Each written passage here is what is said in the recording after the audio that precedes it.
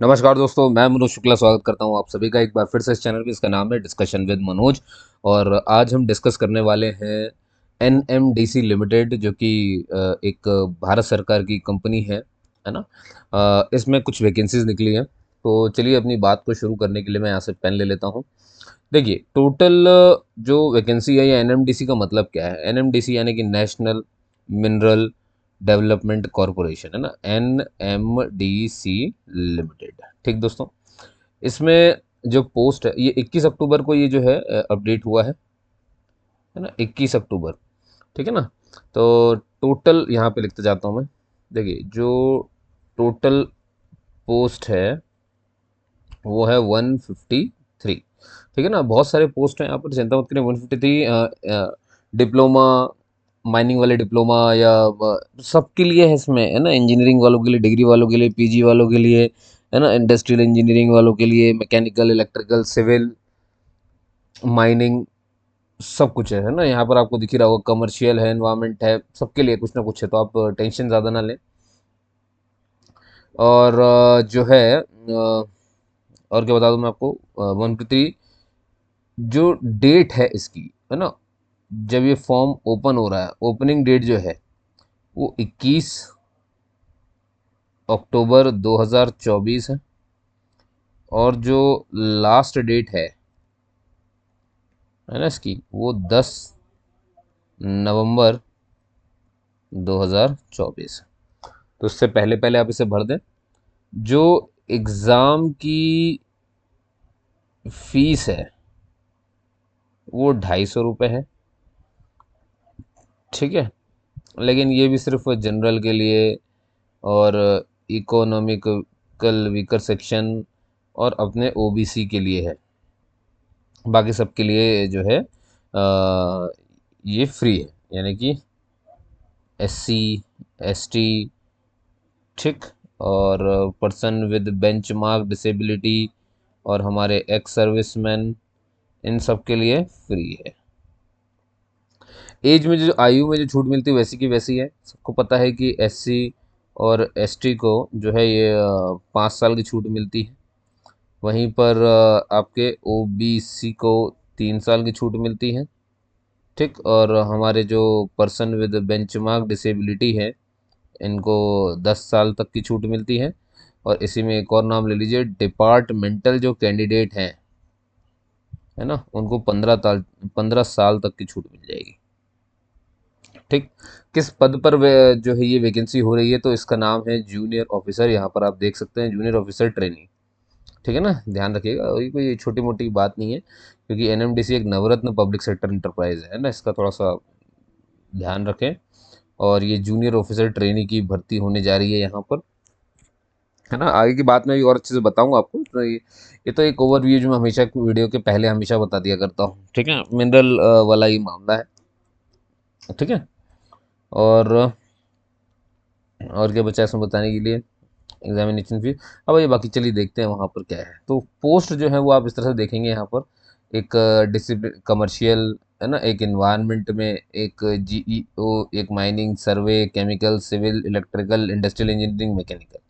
ठीक है ना, सबसे ज़्यादा आप देखेंगे माइनिंग में पोस्ट खाली है, वो भी 56, है ना, सबसे ज़्यादा आपको दिखेगा यहाँ पे। सेकंड नंबर पर आपका आ जाएगा इलेक्ट्रिकल, इसमें सबसे ज़्यादा खाली है।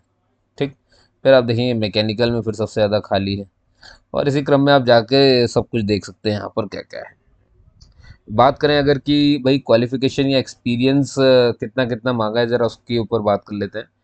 तो देखिए, कमर्शियल यानी पहली वाली जो पोस्ट है उसको अगर भरना है, तो आपके पास है तो डिग्री हो इंजीनियरिंग की, कोई भी डिग्री चलेगा, लेकिन एमबीए होना चाहिए साथ में। तो डिग्री इंजीनियरिंग की हो या आपने कोई भी ग्रेजुएट हो, यानी बी बीटेक वाले या बीएससी वगैरह भी, आपने बीकॉम वगैरह भी कुछ भी किया है, और साथ में अगर एमबीए किया है ना, डिग्री और साथ में कोई एमबीए, तो भर सकते हो। एमबीए नहीं है तो कोई पीजी डिग्री होनी चाहिए, है ना। पीजी या तो एमबीए हो, या तो कोई पीजी डिग्री हो, या फिर डिप्लोमा हो, है ना। पोस्ट ग्रेजुएट डिग्री भी होती है, पोस्ट ग्रेजुएट डिप्लोमा भी होता है। लेकिन सर बात यह है कि मैं एमबीए, चाहे मैं पीजी डिग्री, चाहे मैं पीजी डिप्लोमा, आखिर किया किस में होना चाहिए था कि ये पोस्ट मुझे मिल जाए या इसके लिए मैं एलिजिबल हो जाऊं। तो वो आपने मार्केटिंग में किया हो, या आपने फॉरेन ट्रेड में किया हो, या सेल्स मैनेजमेंट में किया हो, है ना। या ऐसा कोई बंदा हो जो मान लो अगर ये भी नहीं है उसके पास कि वो इंजीनियरिंग से भी नहीं है, बीएससी भी नहीं है, और साथ में ये एमबीए पीजी डिग्री या डिप्लोमा उसके पास नहीं है मार्केटिंग वगैरह का, तो कैसा बंदा चलेगा? कॉमर्स है ना, तो ऐसा बंदा जो ग्रेजुएट हुआ हो सीए और आईसीएमए से, ये भी भर सकता है इसे। क्लियर है?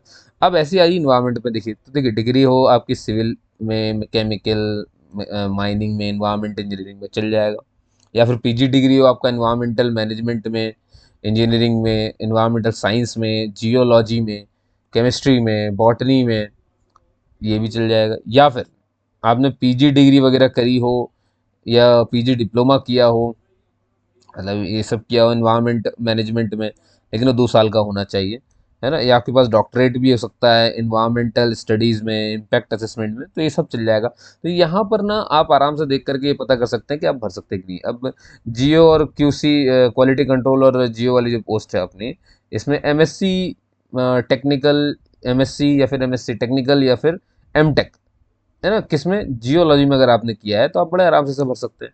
माइनिंग में आप देखिए ज़रा ध्यान से, माइनिंग में इसमें साफ बोला है कि 3 साल का अगर आपके पास डिप्लोमा है ना, माइनिंग इंजीनियरिंग में, तो आप इसे भर सकते हैं। लेकिन साथ में और क्या चाहिए? माइनिंग डिप्लोमा के अलावा फोरमैन का एक सर्टिफिकेट होता है ना, ओपन कास्ट, वो जरूर चाहिए होगा।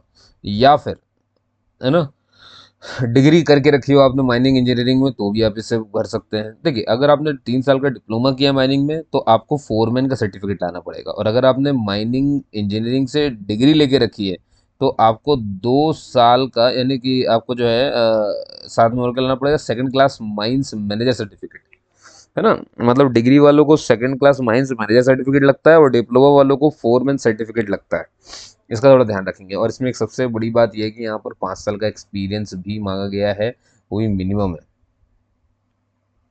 ठीक, in case of diploma holders, देख लो ध्यान सुनो, qualification experience in the relevant field in case of diploma, यानी कि डिग्री वाला जो है उसको यहाँ पर एक्सपीरियंस दिखाने की जरूरत नहीं है, लेकिन डिप्लोमा वाले को 5 साल का एक्सपीरियंस दिखाने की जरूरत है।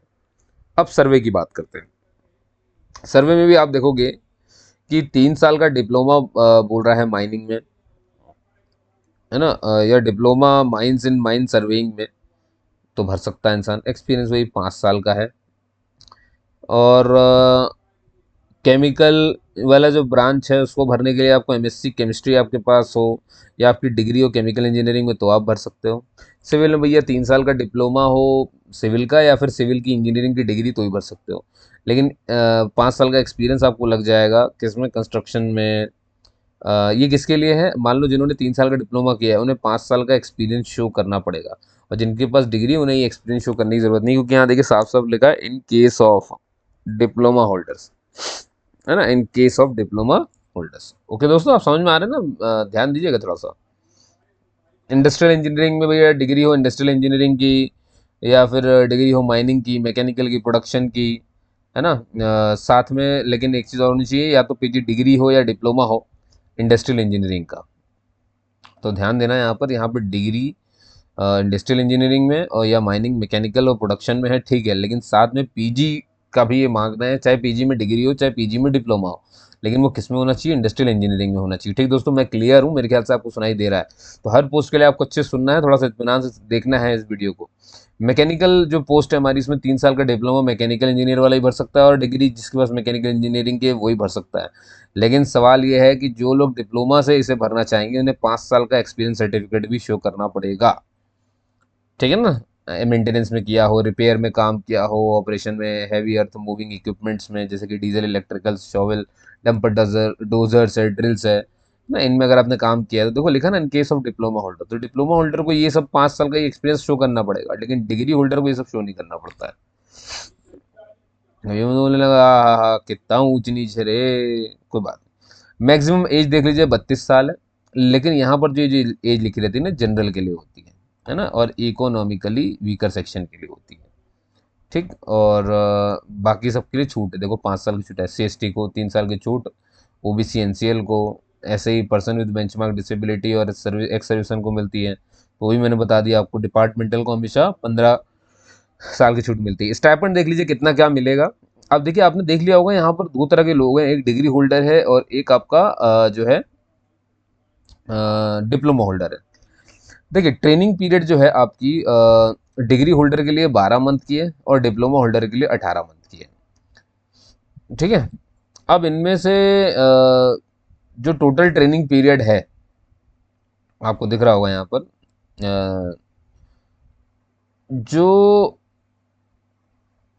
देखो डिग्री होल्डर के लिए तो 12 महीने ही है, तो उसको 12 के 12 महीने जो है जो पैसा मिल रहा है वो 37,000 रुपये है।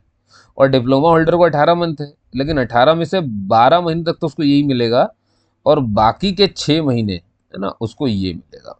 और डिग्री वालों को तो ये नौबत ही नहीं आएगी, क्योंकि उनका तो यहीं भी ट्रेनिंग खत्म हो जाएगा। तो ये उनके लिए है जो डिप्लोमा होल्डर है। ठीक। और जब आपका सिलेक्शन हो जाएगा तो ये इसी में आपका जो है कंफर्म कर दिया जाएगा। क्लियर है ना, इसी सैलरी पे देख लो 37,000 से शुरू होगा कुछ कुछ।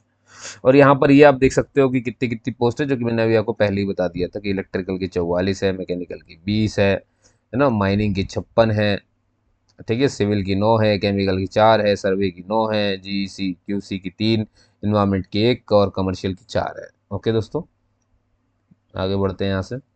ऑनलाइन मोड में पूरा का पूरा जो है आपको इसे भरना है, तो 21 अक्टूबर से फॉर्म भराना शुरू होंगे और 10 नवंबर तक जाएंगे, जो मैंने आपको पहले ही समझा दिया है। ठीक है। वो सब मैं साइड दे रहा हूँ। मैं रजिस्ट्रेशन की भी अलग से लिंक दे रहा हूँ। मैं जो लोग रजिस्ट्रेशन करेंगे, जिन लोग का रजिस्ट्रेशन हो चुका है और सीधे ऑनलाइन भरना है फॉर्म, वो दे रहा हूँ। ये जो पीडीएफ आप देख रहे हो इसकी मैं लिंक दे रहा हूँ आपको, सब दे रहा हूँ। अमाउंट आप देख सकते हैं 250 रुपये है ना। और लेकिन ये SC ST, person with mention disability, ex serviceman category और डिपार्टमेंटल कैटेगरी, इन सबको फीस नहीं देनी है, इनको ये मुफ्त रखा गया है ये फॉर्म।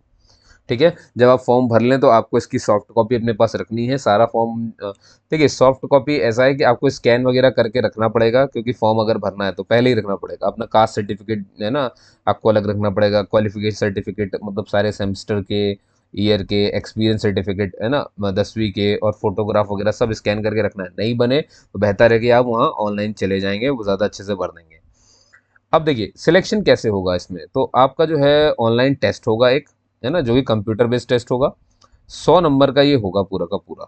ठीक है। और सेकंड नंबर पे आपका होगा सुपरवाइजरी स्किल टेस्ट। तो आप ध्यान से देखना ज़रा कि जो ऑनलाइन टेस्ट है वो तो 100 नंबर का है, सुपरवाइजरी स्किल टेस्ट ये भी 100 नंबर का होगा। मतलब सुपरवाइजरी स्किल टेस्ट जो है ये भी कुछ नंबर, लेकिन ये क्वालिफाइंग नेचर का। इसका क्वालिफाइंग नेचर का मतलब क्या होता है? मतलब ये हुआ कि मान लीजिए सर अगर मुझे सिलेक्शन होना है तो मैं किस में पास हो जाऊँ, क्या करूँ, कौन सा मेरे लिए ज़्यादा महत्वपूर्ण है? क्या मेरे लिए ऑनलाइन टेस्ट ज़्यादा महत्वपूर्ण है या सुपरवाइजरी स्किल टेस्ट ज़्यादा इंपॉर्टेंट है? किस पर ज़्यादा ध्यान दूँ कि मेरा सिलेक्शन भाई लिस्ट में नाम आने से मतलब है ना। तो ध्यान रखिएगा, आपको दोनों पास करने पड़ेंगे। आपको ये 100 नंबर वाला भी पास करना पड़ेगा, और ये सेकंड नंबर है ना, इसको क्वालिफाई लिखा है ना, मतलब पास हो जाइए बस लिखा है, इसको भी पास करना पड़ेगा। लेकिन फाइनल, और ध्यान सुना, दोनों पास करने के बाद अब ये तो मतलब एक गेट है कि इसको तो आप निकल जाओ खोल करके, ये तो पास करना ही करना पड़ेगा। लेकिन आपका जो मुख्य नंबर है वो है आपका ऑनलाइन टेस्ट। इस पर ही निर्भर निर्भर करेगा आपका जो है, जितना ज़्यादा नंबर इसमें होगा उतना ही आप मेरिट लिस्ट में आने के करीब रहेंगे। ठीक दोस्तों, बाकी और मैं बता रहा हूँ उसके बारे में।